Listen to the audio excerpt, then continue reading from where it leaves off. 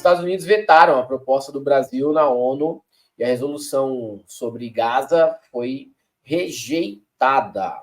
Com um veto dos Estados Unidos, o Conselho de Segurança da ONU não conseguiu aprovar hoje a resolução costurada pelo Brasil e que propunha uma pausa humanitária em Gaza para socorrer milhares de civis. O bloqueio aprofunda a crise política e escancara a incapacidade das potências de chegar a um entendimento para frear o ciclo de mortes. O governo de Israel agradeceu os americanos pelo veto anunciado em Nova York e criticou o Conselho de Segurança da ONU por considerar apenas um caminho humanitário para a crise. Durante o encontro, o embaixador israelense na ONU, Gilad Erdan, atacou o fato de o órgão estar fixado apenas em corredores humanitários e ajuda. Abre aspas.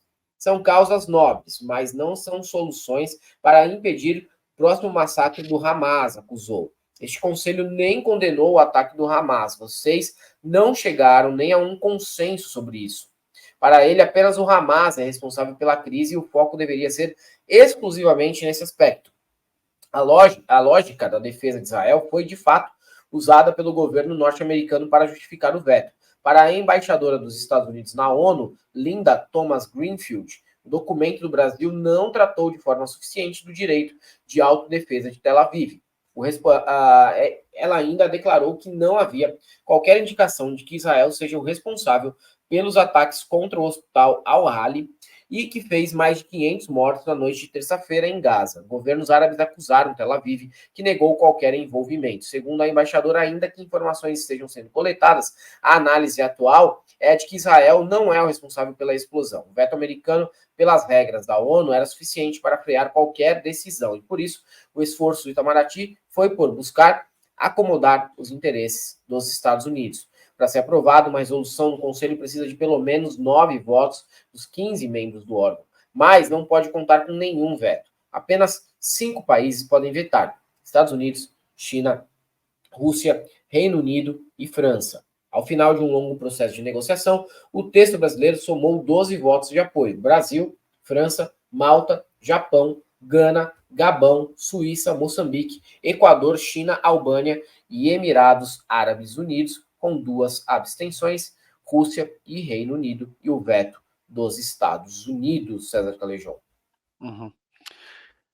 Eu vou começar essa análise dizendo o seguinte, gente, que os atos do Hamas são absurdamente condenáveis, tá? Não tenho a menor dúvida. Não tenho a menor dúvida de que matar civis, seja quem esteja conduzindo esses assassinatos, sequestros, tudo isso é absolutamente condenável.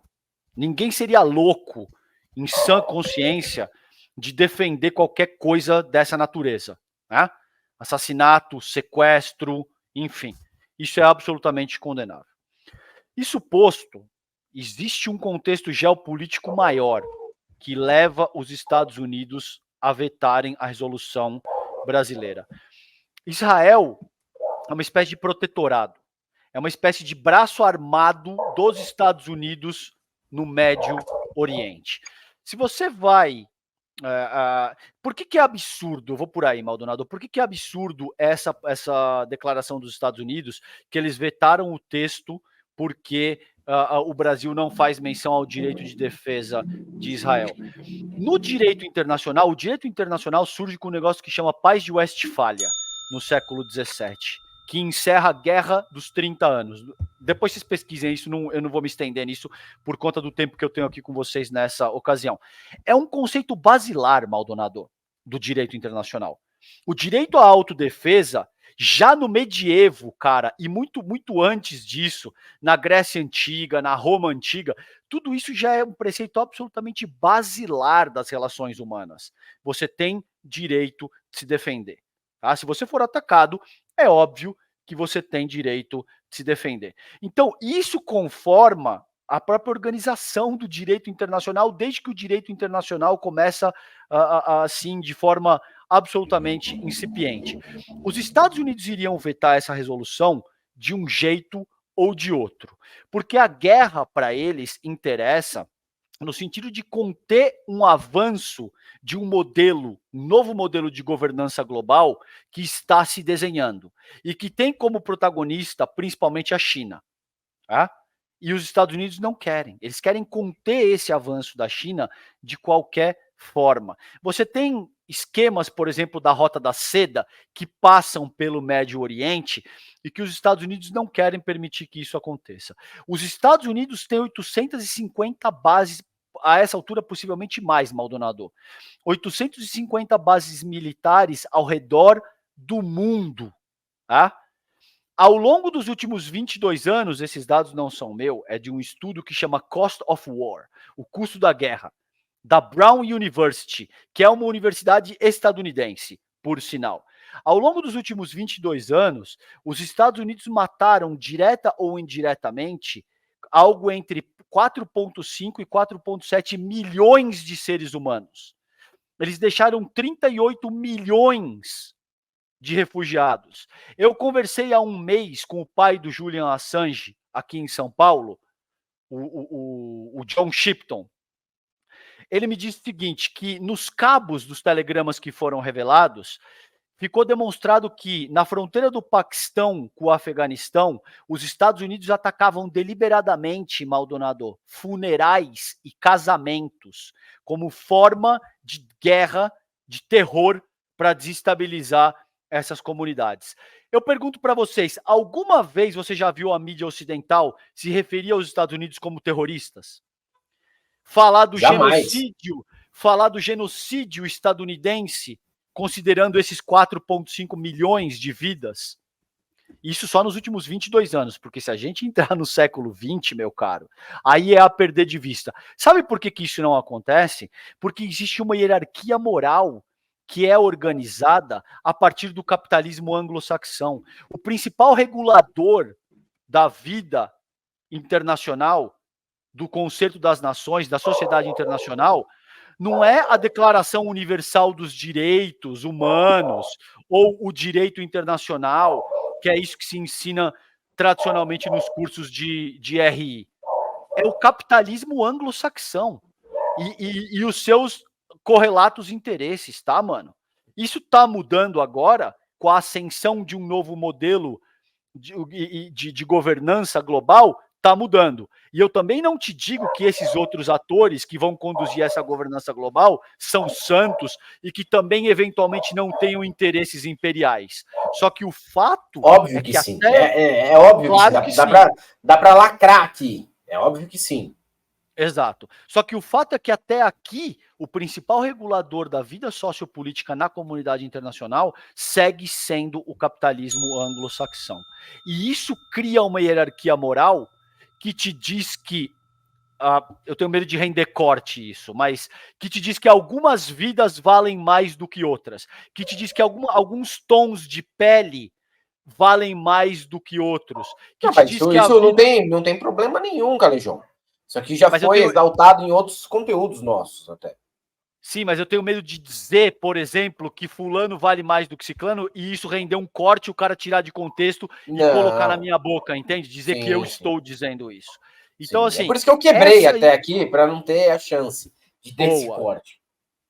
A hierarquia moral que o capitalismo anglo-saxão organiza é a principal força reguladora da comunidade internacional. É por isso que você vê aí, por exemplo, uma certa relativização dizendo, na mídia hegemônica, você ouviu jornalistas dizendo isso, não se pode comparar a vida de palestinos com a vida dos israelenses. Ora, meu caro, que parada é essa, meu irmão? Como é que não se pode comparar a vida? Então, uma vida humana vale mais do que outra, com base nesse princípio que o senhor está exaltando? É isso que está em jogo aqui.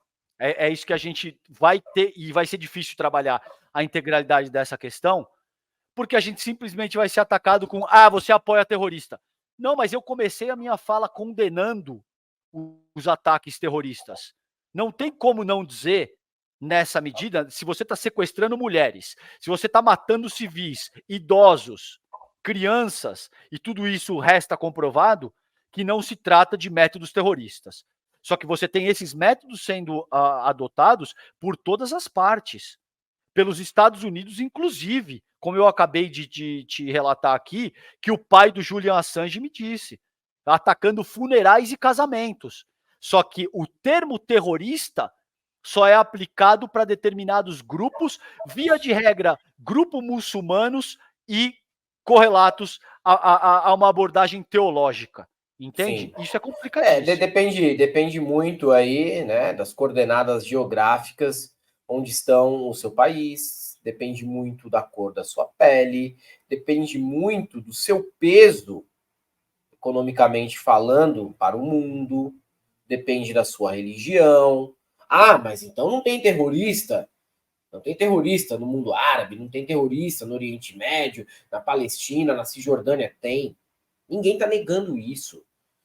Mas, ao mesmo tempo, a gente não pode acreditar que os sionistas de Israel não têm também um projeto de limpeza étnica naquela região para tomar todo aquele espaço em Gaza. Não adianta vir com um papo de que o Netanyahu é como se fosse o Bolsonaro israelense. Nada a ver. Tá? Ele é o governo de turno. O projeto de limpeza étnica não é de hoje. Inclusive, o Hamas foi financiado por Israel contra Fatah nos anos 80. Isso daí é fato, não estou inventando nada. O Joe Biden, nos anos 80, falou: se o Estado de Israel não existisse, a gente teria que inventar para defender nossos interesses por lá. Isso eu não estou inventando. Não estou inventando, é história. É história, não é opinião. Opinião é uma coisa. Eu tenho opinião sobre também. Outra coisa é história. Eu estou falando de fato. Fato é fato. Você não pode contestar o que eu estou falando aqui, porque com 2 Googles aí você acha o que eu estou falando neste momento. Posso trazer aqui, se alguém conseguir me jogar na mão, esse link rapidão aí do Joe Biden, tá circulando, inclusive, nos últimos dias, ele era mais novo e tudo mais. A questão é essa, né? A questão é que as nações imperialistas, os prepostos imperialistas pelo mundo, como é Israel, é um preposto ali dos Estados Unidos, eles também praticam, sim, terrorismo contra os inimigos. E não se chama pelo mesmo nome, a barbárie que eles instalam nesses países. Tá? Geralmente eles são retratados pela própria indústria cinematográfica sempre como heróis. Nunca eles cometem nada de erro. E outra, né? Você vê como essa questão da vida valer mais, na prática já é assim, o jornalismo já é assim, mas no cinema é ainda pior. Por quê? Porque a cada morte de um soldado americano numa guerra, você tem uma cena onde todo mundo no exército está lamentando. Agora, quando eles passam fogo em 20 inimigos, parece como se não tivesse morrido nada. Parece como se tivesse morrido uma massa amorfa, né? Não vale nada aquela vida ali. Só vale a vida dos norte-americanos. Então, a gente precisa ser menos maniqueísta num papo como esse. Eu vejo muito maniqueísmo de parte da nossa imprensa, o pessoal também fazendo discurso em que uma vida vale mais do que a outra. Vocês moram no Brasil. Quem mora no Brasil, principalmente em São Paulo, pode conversar com um refugiado. Gente que tem loja de imóvel aqui em São Paulo, gente que veio do Líbano, gente que veio de vários lugares ali do Egito, né? As pessoas muitas vezes são comerciantes aqui em São Paulo. Conversem com eles, cara. Conversem com eles. Né? Quem tem essa visão. Tudo terrorista. Não, tudo terrorista. As pessoas merecem, não sei o quê. Conversem com eles. Tá? Com essas pessoas. Conversem também com judeus de esquerda que não são sionistas, que não estão ali dando guarida ao governo do Netanyahu para ver o que eles pensam também. A proposta de 2 estados está aí há 70 anos, né, César? Nunca foi para frente. Eu sempre cito o escritor Amos Oz, porque ele era um judeu israelense, e ele falava, cara, precisa ter a criação dos 2 estados. O ponto é esse, não tem o que discutir. Enquanto não sair, tá todo mundo errado ao mesmo tempo. E acabou. É o que a gente está vendo. Só que vai escalar, né? A gente está aí à beira de uma grande guerra, uma guerra que pode escalar muito mais até do que a da Rússia contra a Ucrânia. Pode. E sabe qual é a diferença? Eu quero colocar um aspecto prático para você aqui. Eu tenho amigos israelenses e palestinos. Sabe qual que é a diferença prática disso que você colocou? Os meus amigos israelenses me mandam mensagem, mesmo os progressistas, tá? Que estão muito sensibilizados nesse momento por conta de tudo isso. Me mandam mensagem de Uluato, em Bali, pegando onda em Uluato. Me mandam mensagem de Dubai, curtindo com a família, hotel, assim, um hotel de 5 estrelas na beira da piscina. Você tá entendendo? Os meus amigos palestinos, eu não consigo falar faz 10 dias. E eu não sei o que aconteceu. E eu não sei se estão vivos. Essa é a diferença, Helder. Essa é a diferença fundamental. Então não é à toa que faz 200, 300, 400 anos que a luta segue sendo de classes. Tá? Segue sendo uma luta de classes. Não por acaso, por exemplo, no ICL veio um garoto que estava em Israel, o Igor, e ele te dá conta disso, mano. Ele te dá conta que de dia de semana, quando a população, a classe trabalhadora palestina tem que entrar em Israel para trabalhar, sobretudo para a indústria de construção civil israelense, 90% entra.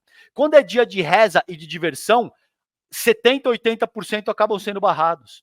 Você entende como tem um aspecto de classe e como o capitalismo precisa organizar uma hierarquia moral para justificar as diferenças? Para dizer, o César vale mais ou menos do que o Maldonado. E isso acaba se espraiando para todo um modelo de sociabilidade que organiza a vida em última análise. Você tem um fator de segregação, um modelo de sociabilidade que atua com base na segregação como principal fator regulador da vida. Então, essas pessoas podem matar em nome da lei. Essas pessoas, quando com os mesmos métodos, tá? Essas pessoas, quando matam, são terroristas. Essas pessoas devem ter acesso a tudo que existe de bom e do melhor. Essas pessoas devem permanecer eternamente trabalhadora, vendendo a sua força de serviço para fazer meramente a manutenção da sua subsistência. Enquanto esse modelo de sociabilidade prevalecer, a gente vai ter guerra, meu cara. Não tem como fugir disso, cara. Exatamente, até fui atrás aqui do vídeo, porque a gente sabe que as pessoas confiam no que a gente está falando aqui, mas é bom mostrar que o vídeo existe, que não é invenção, não é opinião da Galãs fez. Isso aqui é o Joe Biden mais novo falando sobre isso. If we look at the Middle East, I think it's about time we stop, those of us who support, as most of us do, Israel in this body, for apologizing for our support for Israel. There's no apology to be made. None. It is the best $3 billion investment we make. Were there not an Israel, the United States of America would have to invent an Israel to protect her interest in the region. The United States would have to go out and invent an Israel. If we look at the Middle East... Tá aí, né? Tá aí, a gente só mais provar. Mais didático do que isso, impossível, né, mano? Exatamente, cara. Exatamente. Então, bom, tá aí. Quem fica, mas é opinião, não é opinião minha. Não vou inventar um momento histórico envolvendo o Joe Biden assim porque eu quero, entendeu? Aqui não é canal de bolsonarista, a gente não inventa, tá? A gente pode até dar uma opinião que vocês não gostam, mas inventar fatos históricos não dá para inventar, tá aí. Não tem o que tirar nem pôr dessa fala do Biden, que na verdade só reforça o que a gente está falando aqui há alguns minutos já. É isso. Israel é uma peça muito fundamental no Médio Oriente para que os Estados Unidos continuem avançando, sobretudo o seu capitalismo, que ganha um caráter cada vez mais agressivo, cada vez mais financista. E isso gera um nível de contradição que só pode ser contido com base em armas. Existe um limite, Maldonado, do que você consegue convencer o cara para dizer o seguinte: Maldonado, agora você vai trabalhar 8, agora você vai trabalhar 10, agora você vai trabalhar 12 horas por dia para ganhar só o bastante. Chega um ponto que você vai falar: não. Acabou. Isso aqui acabou. A partir desse ponto, para continuar esse processo de exploração, é só através de arma, é só através de matança, é só através entendeu? De agressão militar, inclusive. Sim. Não por acaso os Estados Unidos têm 850 bases ao redor do mundo, né? Estão mandando porta-avião para a região do conflito agora e vetaram a resolução de paz que visa salvar vidas humanas, sobretudo de civis, mulheres e crianças, porque os interesses deles são claros. É isso aí que você... Maravilhoso que você trouxe esse vídeo do Biden aí.